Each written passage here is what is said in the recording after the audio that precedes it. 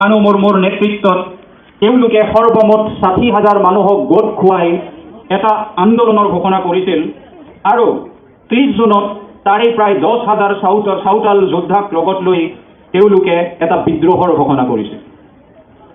আৰু কিৰ্তা, ভাদু, সোনু মাঞ্জি চিঠি লিখিব দিছিল ব্ৰিটিছক। সেই চিঠিৰ মূল কাৰককেইটা কি আছিল, কি বিষয় আছিল যে চাওতালসকলে সেই দামিনীকো অঞ্চলৰ পৰা নিজেই ৰাজহ সংগ্ৰহ কৰিব। কোনো ব্ৰিটিছ বা জমিদাৰক তেওঁলোকে সেই ৰাজহ সংগ্ৰহ কৰিবলৈ নিদিয়ে। মহেৰে হাল বোৱা মানুহবোৰৰ পৰা ২ টকা বছৰি সুদ আদায় কৰা ৰাজহ আদায় কৰা হ'ব। গৰুৰে হাল বোৱাবিলাকৰ পৰা ১ আনা আৰু গাই গৰুৰে হাল বোৱাবিলাকৰ পৰা মানে বলধেৰে হাল বোৱাবিলাকৰ পৰা ১ আনা আৰু গাই গৰুৰে হাল বোৱাবিলাকৰ পৰা বছৰি আধা আনা আদায় কৰা হ'ব। আৰু যিবিলাক চাওতালে ধাৰ ল'লে তেওঁলোকৰ সুতৰ হাৰ বছৰি ১ পইচা হ'ব লাগিব আৰু দামিনী কোহৰ পৰা সকলো জমিদাৰ গুচি যাব লাগিব। এইকেইটা আছিল তেওঁলোকৰ দাবী। তেওঁলোকে সময় দিছিল ১৫ দিন, কিন্তু সেই ১৫ দিন উকলি যোৱাৰ আগতে ৭ জুলাইৰ দিনা তেওঁলোকে ১০,০০০ চাওতাল লগত লৈ লং মাৰ্চ আৰম্ভ কৰিছিল আৰু ৰাস্তাত যিমান সুদখোৰ জমিদাৰৰ দোকান পোহাৰ ঘৰ দুৱাৰ আছিল সকলো জ্বলাই দিছিল। ব্ৰিটিছ চৰকাৰে দাৰোগাৰ আণ্ডাৰত এটা সৰু টীম পঠাইছিল। ভাবা নাছিল চাওতাল জনগোষ্ঠীৰ লোকসকল ইমান সংগঠিত হৈ আন্দোলন কৰিব। তেওঁলোকৰ মাজত আৰ্গুমেণ্ট হৈছিল আৰু পৰৱৰ্তী সময়ত সিধু মুৰ্মুই সেই দাৰোগা আৰু যি ৯জন চিপাহী আছিল গোটেইকেইজনকে হত্যা কৰিছিল। তাৰে পৰৱৰ্তী সময়ত ১৫ জুলাই যেতিয়া ব্ৰিটিছে নতুনকৈ ফ'ৰ্চ পঠালে তেওঁলোকৰ আন্দোলন দমন কৰাৰ কাৰণে ১৫ জুলাইত ২০০ চাওতালক হত্যা কৰা হৈছিল। ২৪ জুলাইত বহু চাওতাল লোকৰ গাঁও জ্বলাই দিয়া হৈছিল।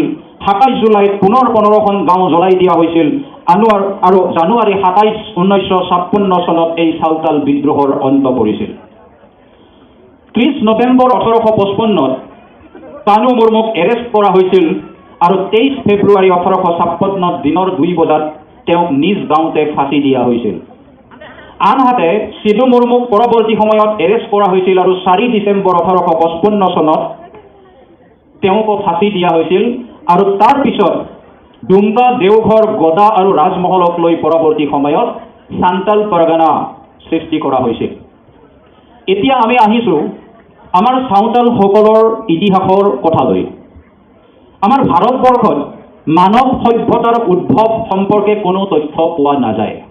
আমাৰ ভাৰতবৰ্ষত যিমান জনগোষ্ঠীৰ লোক আছে সকলোৱে কোনোবা নহয় কোনোবা এটা সময়ত পৃথিৱীৰ অন্যান্য ঠাইৰ পৰা আহি ভাৰতবৰ্ষত থিতাপি লোৱা। ডক্টৰ বিৰজা শংকৰ গোহাঁই তেওঁৰ এখন কিতাপ racial elements in the Indian population বুলি, তাত তেওঁ ভাৰতবৰ্ষত বিভিন্ন সময়ত প্ৰি হিষ্টৰিক পিৰিয়ডৰ পৰা পিছৰ সময়ত ভাৰতবৰ্ষত প্ৰৱেশ কৰা যিমান জাতি জনগোষ্ঠী আছে ৬টা ভাগত ভাগ কৰিছিল। প্ৰথমটো আছিল নেগ্ৰিটো, তেওঁলোক আহিছিল আফ্ৰিকাৰ পৰা। পৰৱৰ্তী ২ নম্বৰটো আছিল প্ৰটো এষ্ট্ৰালয়েড, তেওঁলোক আহিছিল ৱেষ্টাৰ্ণ এছিয়াৰ পৰা ইণ্ডিয়া হৈ পিছত ভাৰতত থাকি তাৰ পৰৱৰ্তী সময়ত কিছু অংশ পলিনেছিয়া আৰু মেলানেছিয়া আদি অঞ্চললৈ তেওঁলোকৰ বিস্তাৰ আৰম্ভ কৰিছিল।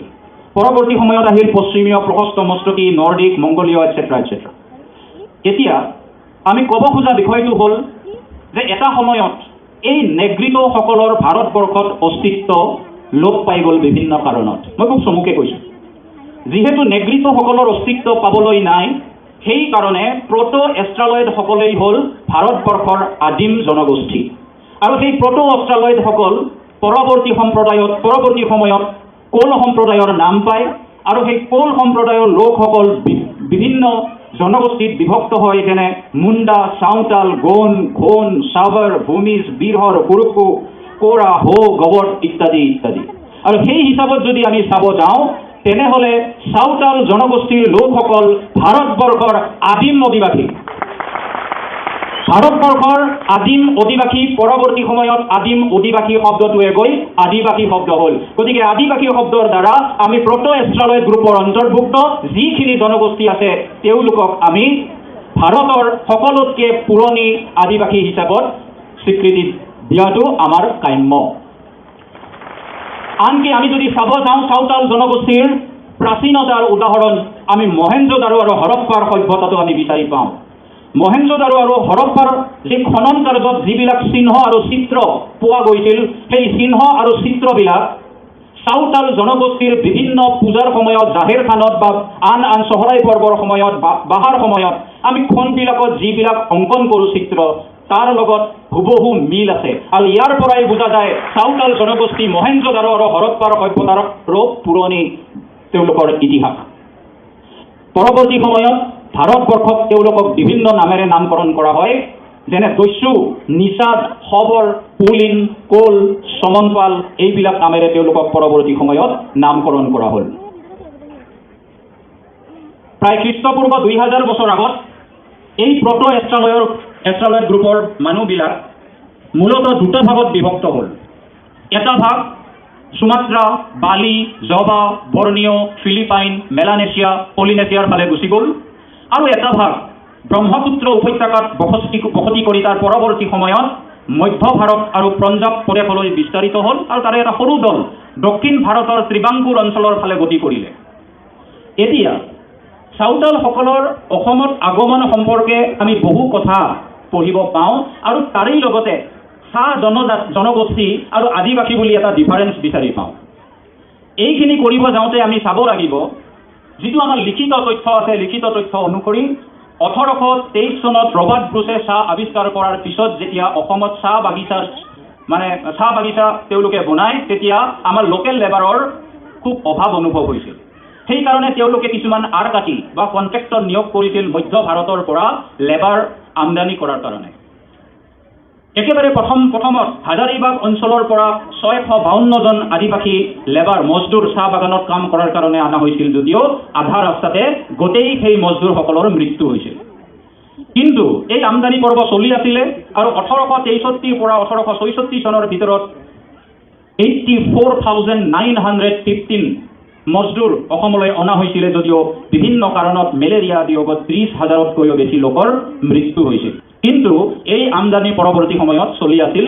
তেওঁলোক মুখ্যতঃ উজনি অসমৰ বাসিন্দা, আৰু পৰৱৰ্তী সময়ত 1855 চনৰ পৰা 56 চনত হোৱা যিটো চাওতাল বিদ্ৰোহ, এই চাওতাল বিদ্ৰোহৰ পিছত ব্ৰিটিছ চৰকাৰৰ দ্বাৰা বিপৰ্যস্ত হোৱা চাওতাল ফেমিলিসকলক বেনাগৰীয়াৰ ধৰ্মজাতকসকলে অষ্ট্ৰেলিয়াত সংস্থাপন দিম বুলি এডুকেশ্যন মিনিষ্টাৰৰ লগত আলোচনা কৰিছিলে, কিন্তু কিবা কাৰণত সেইটো হৈ নুঠিল।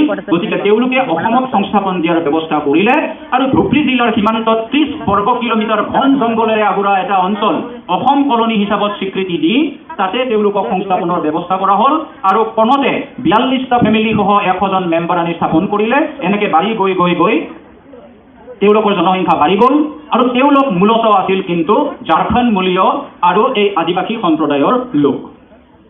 এতিয়া তাৰ পৰৱৰ্তী সময়ত 1887 চনত মিছনেৰী হেকাৰলেটে উৰিষ্যাৰ পৰা এটা চাওতাল জনগোষ্ঠীৰ গ্ৰুপ আনি চিলেট, তেতিয়া অসমত আছিলে, চিলেট জিলাত সংস্থাপন কৰিছিলে। তেওঁলোকৰ বসতি আজিও আমি বাংলাদেশত আমি পাওঁ, তেওঁলোকৰ সতি সন্তান।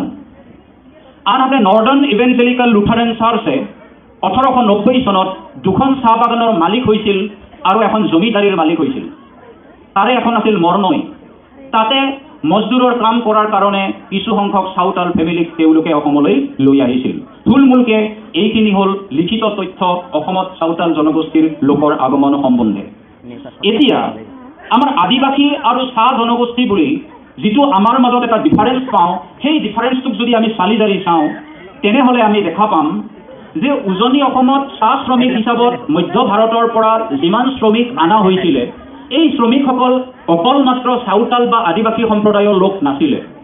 তাৰে লগতে বিভিন্ন কাষ্টৰ মানুহকো তেওঁলোকে আমদানি কৰিছিলে, আৰু লিখিত তথ্য হিচাপত গোটেই ভাৰতবৰ্ষৰ 60টা ST গ্ৰুপ আৰু 40টা বিভিন্ন ধৰণৰ কাষ্টৰ মানুহ তেওঁলোকে আমদানি কৰিছিলে, আৰু পৰৱৰ্তী সময়ত তেওঁলোকে নিজৰ মাজত যোগাযোগ কৰাৰ কাৰণে এটা ভাষাৰ জন্ম দিছিলে, সেইটো হ'ল চাদ্ৰী। অসমৰ সংস্কৃতিক তেওঁলোকে আঁকোৱালি লৈছিলে, লৈ এটা নতুন জনগোষ্ঠী হিচাপত তেওঁলোকে স্বীকৃতি প্ৰদান কৰিলে, সেয়া হ'ল চাহ জনগোষ্ঠী। সেই চাহ জনগোষ্ঠীৰ ভিতৰত আমি মুঠ 100টা জনগোষ্ঠী বিচাৰি পাওঁ। তাৰে 60টা ST আৰু 40টা বিভিন্ন কাষ্টৰ মানুহ। সেই আদিবাসী শব্দটোৰ দ্বাৰা কিন্তু আমি প্ৰটো এষ্ট্ৰালয়েড জনগোষ্ঠীৰ আণ্ডাৰৰ যিখিনি আছে কোল মুণ্ডা হোল মই চবৰ যিখিনি গাই দিলোঁ তাৰ লগত আৰু টোটেল 37 এই গোটেইখিনি আদিবাসীৰ শব্দটোৰ মানে মিনিঙৰ ভিতৰত এই গোটেই সম্প্ৰদায়কেইটা পৰে গতিকে আমি ক'ব পাৰোঁ সকলো আদিবাসী চাহ জনগোষ্ঠীয় নহয় বা সকলো চাহ জনগোষ্ঠীয় লোক আদিবাসীও নহয় আদিবাসী চাহ জনগোষ্ঠীয় লোকৰ ভিতৰত এটা বৃহৎ পাৰ্চেণ্টেজ আমাৰ আদিবাসী লোকৰ আছে কিন্তু সকলো চাহ জনগোষ্ঠীয় লোক আদিবাসী নহয় আৰু আমাক চাহ জনগোষ্ঠীয় লোক বুলি ক'ব যাওঁতে আমাৰ যিটো ভাষা আমাৰ যিটো সংস্কৃতি আমাৰ যিটো পৰিচয় জনগোষ্ঠীয় পৰিচয় আত্মপৰিচয় ক'ৰবাত সেইটো আমাৰ ৰৈ যায় আমি যেন নিজক জাহিৰ কৰিব নোৱাৰোঁ যে আমাৰো এটা বেলেগ নিজস্ব সংস্কৃতি আছে পৰিচয় আছে আজি যদি নামনি অসমত আমি আদিবাসী গ্ৰুপৰ অন্তৰ্গত লোকসকলক চাওঁ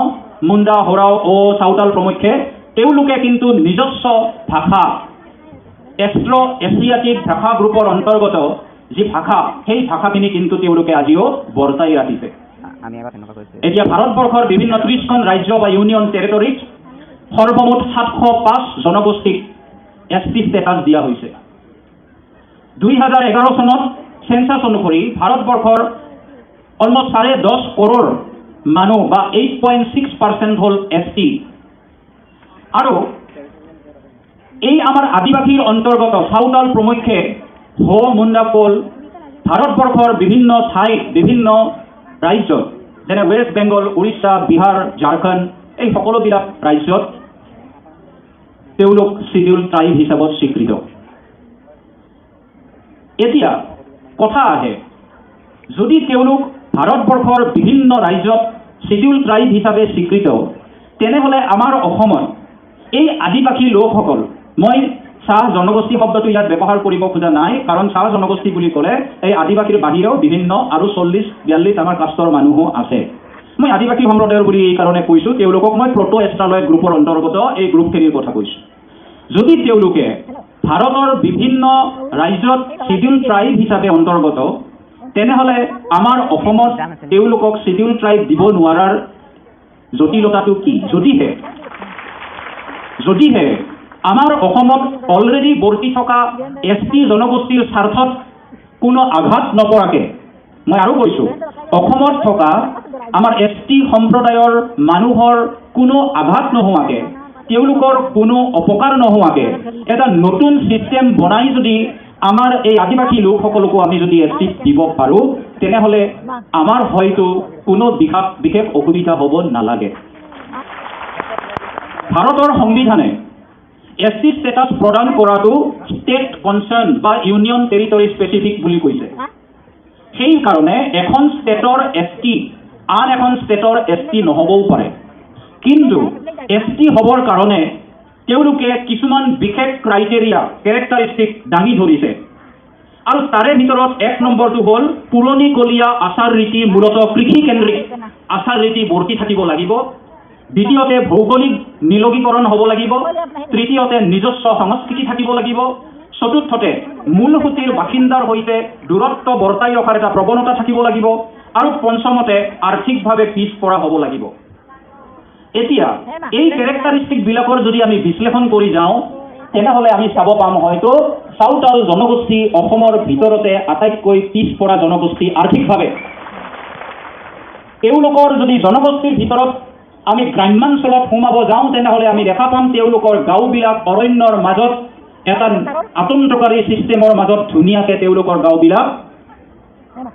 গাঁওবিলাকৰ জন্ম দিয়া হৈছে চহৰৰ পৰা নিলগত মূলসুঁতিৰ মানুহৰ পৰা নিলগত এটা মূল ৰাস্তা কুলহিৰ 2 ছাইডত তেওঁলোকৰ গাঁওবিলাক ধুনীয়াকৈ সজোৱা আছে মনত ৰাখিবলগীয়া কথা কোনো চাওতাল গাঁৱৰ মূল দৰ্জা কিন্তু কুলহিৰ ফালে মুখ কৰি নাথাকে এইবিলাক হ'ল এটা স্বতন্ত্ৰ বৈশিষ্ট্য পৰৱৰ্তী সময়ত আমি যদি চাব যাওঁ এইকেইটা কেৰেক্টাৰিষ্টিকৰ ভিতৰত আমি এটা জনগোষ্ঠীৰ স্বকীয় আত্মপৰিচয় দাঙি ধৰিবৰ কাৰণে আমাক মূলতঃ কি লাগে দ্বিতীয়তে লাগিব আমাক সাহিত্য কি মৌখিক হোক বা লিখিত হোক তৃতীয়তে লাগিব সমাজ ব্যৱস্থা চতুৰ্থতে লাগিব বিভিন্ন লোকাচাৰ আৰু লোকবিশ্বাস পঞ্চমতে লাগিব ভৌতিক সংস্কৃতি এই ক্ষেত্ৰত আমি জানো যে সান্তালী ভাষা যদিও সান্তালী ভাষাৰ নিজস্ব স্ক্ৰিপ্ট নাই, লিপি নাই, সান্তালী ভাষা কিন্তু ভাৰতৰ সংবিধানৰ ৮ম অনুসূচীৰ স্বীকৃত ভাষা। এটা অতি চহকী ভাষা, কিন্তু আমাৰ পৰৱৰ্তী আমাৰ বিভিন্ন ধৰণৰ ট্ৰাইবেল জনগোষ্ঠীৰ যেনেকে পূৰ্বতে কোনো লিপি নাছিল, তেওঁলোকে জেনেৰেশ্যনৰ পৰা জেনেৰেশ্যন শ্ৰুতিৰ জৰিয়তে তেওঁলোকৰ ইতিহাস, তেওঁলোকৰ সংস্কৃতি বোৱাই দিছিল। ঠিক তেনেদৰে চাওতাল জনগোষ্ঠীৰ মাজতো এটা কথা আছে, অলখণ্ড থুটি গছৰচা। মোৰ হয়তো উচ্চাৰণ কৰোঁতে ঠিক হোৱা নাই, কিন্তু অৰ্থটো হ'ল কি, লেখাতকে শ্ৰুতিয়েই শ্ৰেষ্ঠ। আৰু সেই শ্ৰুতিৰ জৰিয়তে আমি নতুন নতুন প্ৰজন্মক চাওতাল জনগোষ্ঠীৰ যি ইতিহাস কেনেকৈ বোৱাই নিছোঁ। আমাৰ চাওতাল জনগোষ্ঠীৰ জন্মৰ পিছত জনম চতিয়াৰ উৎসৱ হয়, দীক্ষান্তকৰণ জনগোষ্ঠীকৰণৰ উৎসৱ হয় চাচত চতিয়াৰ।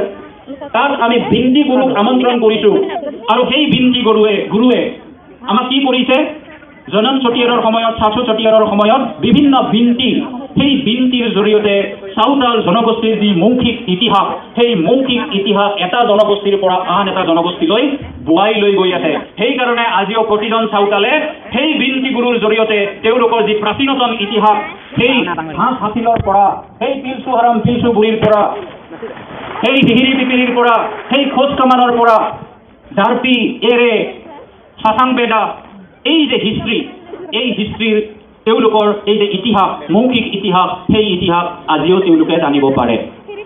চাওতাল জনগোষ্ঠীৰ যি ভাষা, সেই ভাষাৰে যি আমাৰ বিভিন্ন চিৰিং আছে, সেই চিৰিংবিলাক আমি গাওঁ, সেই বিভিন্ন চিৰিংবিলাক আমাৰ বিভিন্ন ধৰণৰ, সেয়া আপোনালোকক কোৱাৰ দৰকাৰ নাই। জোৰবিলাক আছে, কিমান জোৰ আছে চাওতালী ভাষাত, সেইবিলাক কোৱাৰো আপোনালোকক প্ৰয়োজন নাই। আমাৰ যে কুডুম আছে, আমাৰ মেন কাঠা আছে, ভেণ্টা কাঠা আছে, যেনে অৰা গমকে মানে কি, কোনোবা স্ত্ৰীক বুজাবৰ কাৰণে কোনো গাঁৱত অৰা গমকে বুলি কয়। মানে এই যিটো মানে চিম্বলিক লেংগুৱেজ, ইমান ধুনীয়া ধুনীয়া চিম্বলিক লেংগুৱেজ আছে। সকলোতকে আমাৰ মন কৰিবলগীয়া কথা হ'ল চাওতালৰ মৌখিক সাহিত্যৰ মন্ত্ৰ সাহিত্য। এই মন্ত্ৰ নিৰ্দিষ্ট কোনো এটা মন্ত্ৰ বা কোনো একজন মানুহৰ সম্পত্তি নহয়, ই অতীব চহকী, এই অতীব চহকী এটা মৌখিক সাহিত্য। কিন্তু আছে বুলি কৈ বহি থাকিলে নহ'ব, এইবিলাকক সংৰক্ষণৰ আমি ব্যৱস্থা কৰিব লাগিব।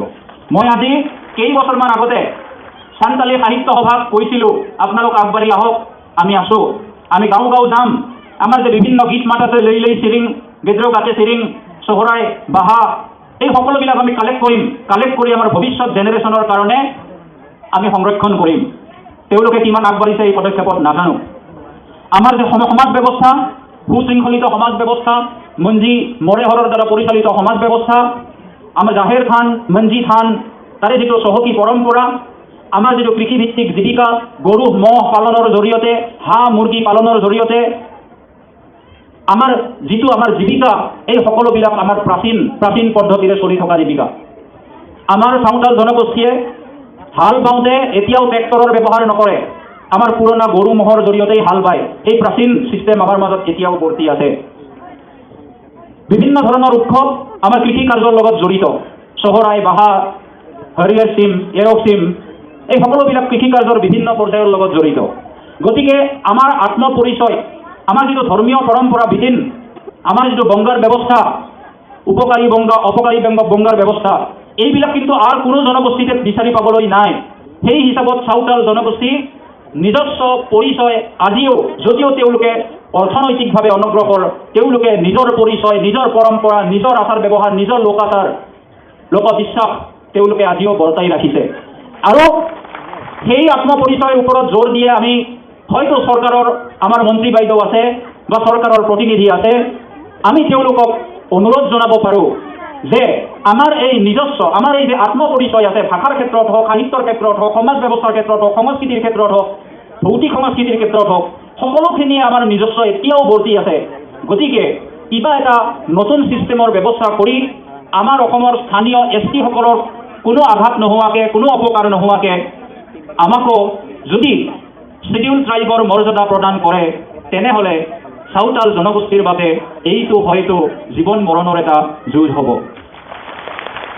কাৰণ জীৱন মৰণৰ এই কাৰণে কৈছোঁ, আজি বহু গাঁৱত চাওতাল জনগোষ্ঠী মৰি যি আছে, এটলিষ্ট শিডিউল ট্ৰাইবৰ মৰ্যাদাটো পালে তেওঁলোকৰ অৰ্থনৈতিক আৰু সামাজিক অৱস্থা নিশ্চয়কৈ উন্নতি হ'ব।